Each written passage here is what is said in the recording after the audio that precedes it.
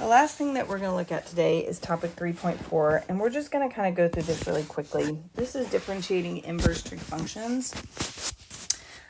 This is one of those things that you just need to memorize, just like we did for knowing the derivatives of all the trig functions. We're also going to memorize the derivatives of the inverse trig functions.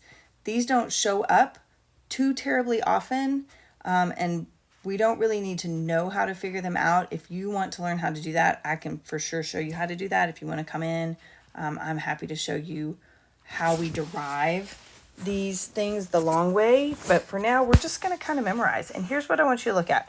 We are only looking at this box. We're not going to worry even about the basics because we are always going to keep chain rule in mind. So this is the box that we're looking at, okay? And honestly, the ones that you need to memorize, that you need to just know, are these two right here. You need to know arcsine and arctangent by heart. They do show up quite often, and you need to be able to work with those. Now, we are also going to spend some time today with arccosine, but if you will notice, arccosine is exactly the same as arcsine, it's just negative.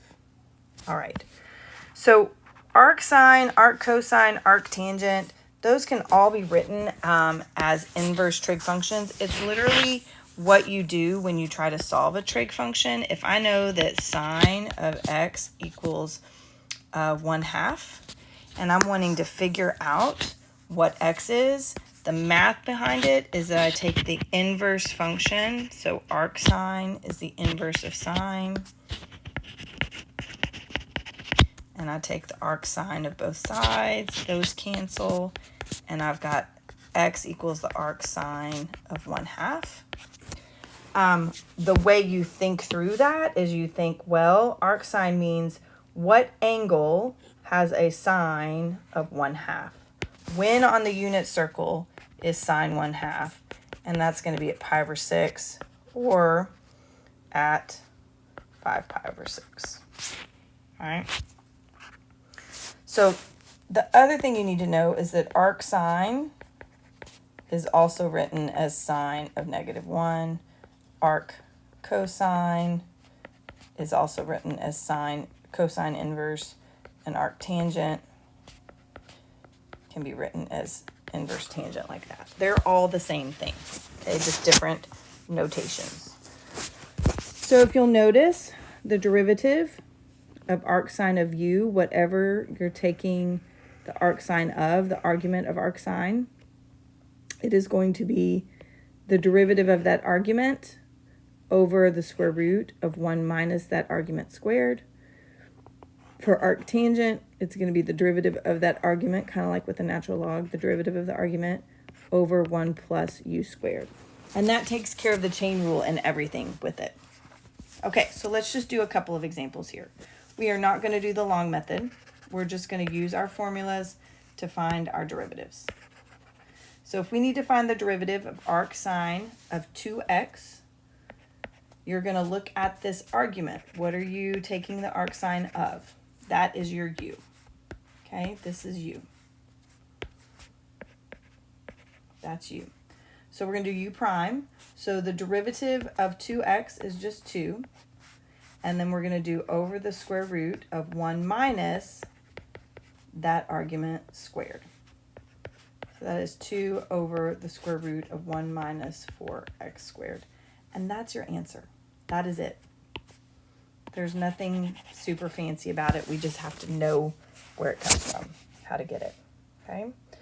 The next one is derivative of arctangent. Again, this is our argument. That is our u.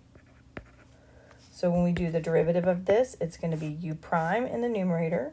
So the derivative of 3x is 3 over 1 plus that u squared. So this is going to be 3 over 1 plus 9x squared.